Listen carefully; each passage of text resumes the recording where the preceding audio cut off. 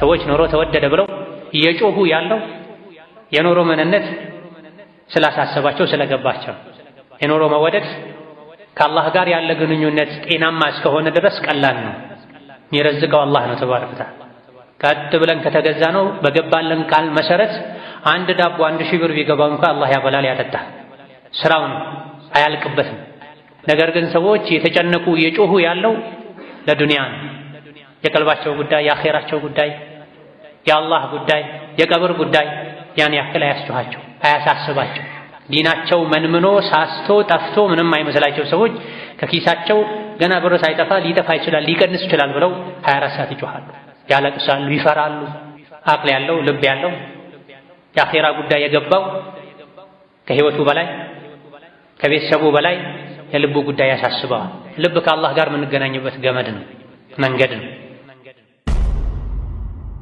አኺር ዘመን ላይ ከዱንያ መጥፊያ ከቅያማ መቆሚያ በቀረበን ቁጥር ወደ ቅያማ በተጠጋን ቁጥር ልብን የሚፈትኑ ፈተናዎች ይበዛል፣ ያይላሉ።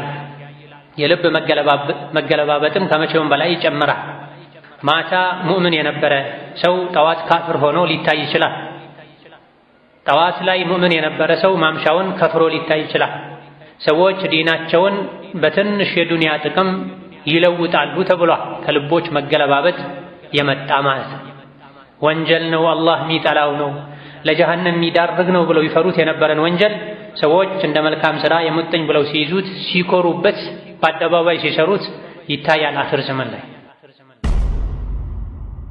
ቁርአን ስንሰማ፣ ጀናዛ ተከትለን ቀብር ስንሄድ፣ የታመመ ሰው ስናይ፣ ምክር ስንሰማ ልባችን ልንፈትሽ ይገባል። ሶላት ሲሰግድ ልቡ ማይሰበሰብ ማይረጥብ፣ ቁርአን ምክር ሲሰማ ልቡ ማይሰበሰብ ልቡ ማይመከር፣ ሞትን ሲያይ ጣረሞት ላይ ያለን ሰው ሲያይ፣ አልፎ ተርፎ የሙታን መንደር ቀብር ሲሄድም ቀልቡ ረጋ የማይል ወደ አኼራ ማይመለስ ሰው ቀልብ የለውም። ሌላ ቀልብ አላህ እንዲሰጠው ዱዓ ሊያደርግ ይገባል። ስንትና ስንት ሰው ሞተ ሲባል ያዙኝ ልቀቁኝ የሚሉ ሰዎች አሉ። የእነሱ ልብ ድሮ ሞቷል።